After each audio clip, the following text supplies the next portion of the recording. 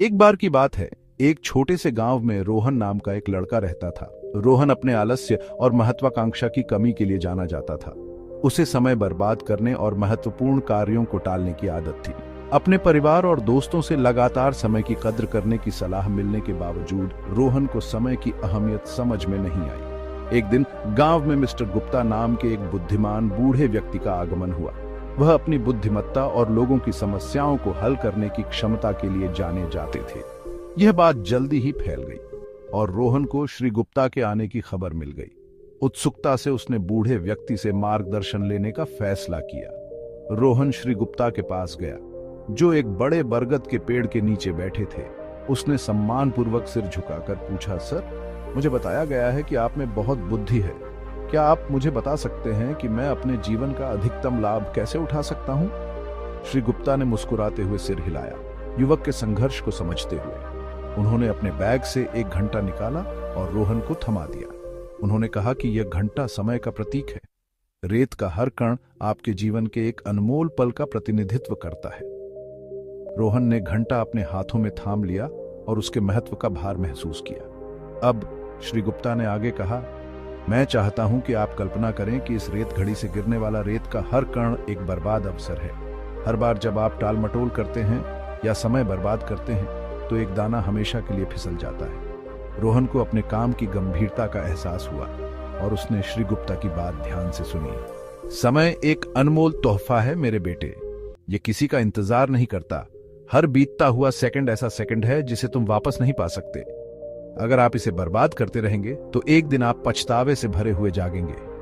रोहन ने जल्दीबाजी महसूस करते हुए पूछा, लेकिन मैं कैसे बदल सकता हूं? मैं समय की कद्र कैसे कर सकता हूं और इसका पूरा फायदा कैसे उठा सकता हूं? श्री गुप्ता ने गर्मजोशी से मुस्कुराते हुए कहा।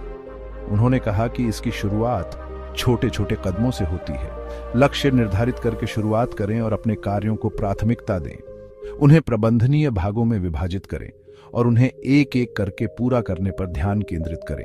अपने समय का प्रभावी ढंग से प्रबंधन करना सीखें। याद रखें, सफलता उन्हीं को मिलती है जो समय की कीमत समझते हैं। रोहन ने बूढ़े व्यक्ति की सलाह को दिल से माना और अपने तरीके बदलने का फैसला किया। उसने अपनी दिनचर्या को व्यवस्थित करना शुरू किया। अलग अलग गतिविधियों के लिए विशिष्ट समय सीमाएं निर्धारित की। उसने ध्यान भटकाने वाली चीजों को खत्म कर दिया और सिर्फ अपने काम पर ध्यान केंद्रित किया। धीरे धीरे रोहन को अपने जीवन में सकारात्मक बदलाव महसूस हुआ। दिन हफ्तों में बदल गए और हफ्ते महीनों में। रोहन की नई नई लगन और अनुशासन ने उसे रंग दिखाया। उसने वे काम पूरे किए जिन्हें वह सालों से टालता आ रहा था।